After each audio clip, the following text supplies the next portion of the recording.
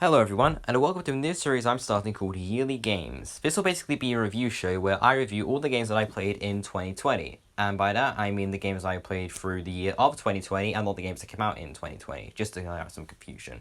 And so let's just sit back, enjoy the ride, and hopefully you play some of the games that I recommend to you. Do you ever have that game that you absolutely love, but practically no one has heard of it? This goes for a lot of little indie games that have a small following towards certain hidden gems you'd find on sale, and in this case, Beholder 2 was that game for me.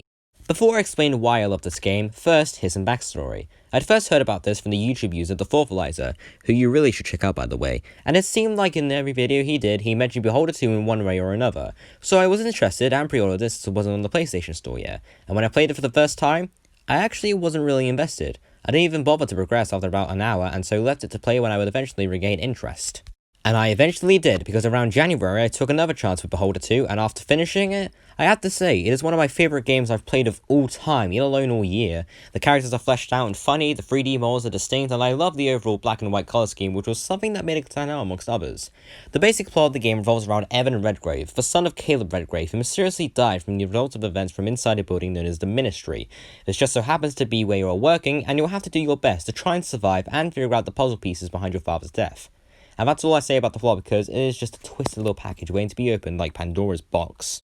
Speaking of twisted, the game is one of the darkest I've played, and thus not everyone will be wanting to try and have a crack at this. An example of this is when a character does an act so devilish and inhumane, but the game itself actually censors the results.